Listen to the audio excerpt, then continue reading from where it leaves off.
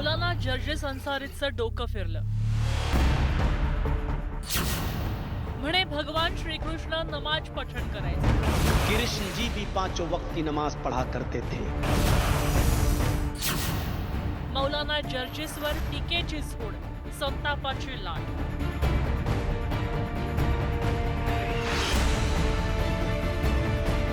कृष्ण जी भी पांचों वक्त की नमाज पढ़ा करते थे।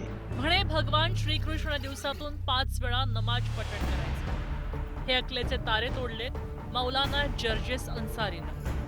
हा जर्जेस अन्सारी उत्तर प्रदेशातला एक इस्लामी प्रवचनकार आहे। तो देशभरात धार्मिक कार्यक्रमात जाऊन तक्रीर अर्थात व्याख्यानं देतो। पण मंडळी, या जर्जेस अन्सारीची तेवढीच ओळख नाही, तर तो उचलली जीभ लावली टाळाला या कॅटेगरीतला एक वादग्रस्त व्याख्याता सुद्धा आहे। आज हिंदू धर्म में चले जाइए, सिर्फ ऐसे हाथ उठाएंगे, ओम नमः शिवाय, बस हो गई पूजा। त्यानं यापूर्वी सुद्धा धर्म, स्त्रिया यांच्याबद्दल नको ती विधानं केली होती, वाद निर्माण केले होते। आता या डोकं फिरलेल्या माणसाची गाडी वळलीये ती देश विदेशातल्या लाखो भक्तांचं श्रद्धास्थान असलेल्या भगवान श्रीकृष्णाकडे। हा जर्जेस अन्सारी म्हणे भगवान श्रीकृष्ण दिवसातून 5 वेळा नमाज पठण करत होते। हे अकलेचे तारे तोडताना त्यानं श्रीमद भगवत गीतेतल्या 6व्या अध्यायातल्या 10व्या श्लोकाचा संदर्भ सुद्धा दिलाय। ऐका। कृष्ण जी भी पांचों वक्त की नमाज पढ़ा करते थे। यकीन ना आए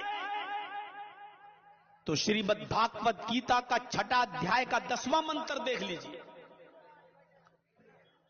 योगी युज्जीत सततमात्मानं रहसि स्थिता एकाकी अच्युतात्मा निराशीर परिग्रह। जिसमें कृष्ण जी अर्जुन से कह रहे हैं कि हाय अर्जुन, ईश्वर की जब पूजा करो तो पूरे शरीर का योग करो, योगी। इतकंच नाही तर या बुद्धिभ्रष्ट मौलाना जर्जेसनं हिंदू धर्मातल्या पूजेच्या पद्धतीचीही खिल्ली उडवली।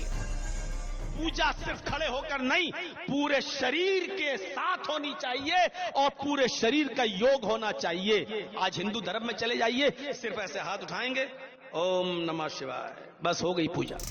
तर अशा या बौद्धिक दिवाळखोर माणसानं आपली कुबुद्धी पाजळल्यावर देशभरात संतापाची लाट उसळली आणि मौलाना जर्जेसला अटक करण्याचीही मागणी होती। महत्त्वाचं म्हणजे या मौलाना जर्जेसला मुस्लिम धर्मियांपासून सर्व धर्मियांनी झोडपून काढलंय। मौलाना को बीच चौराहे पे 100 कोड़े लगाए जाने चाहिए, इसको फांसी पे लटकाया जाना चाहिए। और एक जिससे उदाहरण प्रस्तुत हो, इटावा के मौलाना का जो जीभ काट के लाएगा उसको 10 लाख रुपए इनाम दिया जाएगा। भगवान कृष्ण को मुसलमान बोलता है, गीता के श्लोक के अर्थ को गलत बताता है। अकलेचे तारे त्या ठिकाणी उधळलेले आहेत, तोडलेले आहेत, त्याचा निषेध करावा हा थोडाच आहे। अशा पद्धतीचे मूर्खपणाचे स्टेटमेंट या पद्धतीने मौलव्यांनी करू नये। भगवान श्रीकृष्ण कुठल्याही अँगलमधनं कुठेही 5 वेळेला नमाज पढल्याचा उल्लेख कुठल्याही धर्मशास्त्रात नाही। त्याचप्रमाणे ते मुस्लिम नव्हते।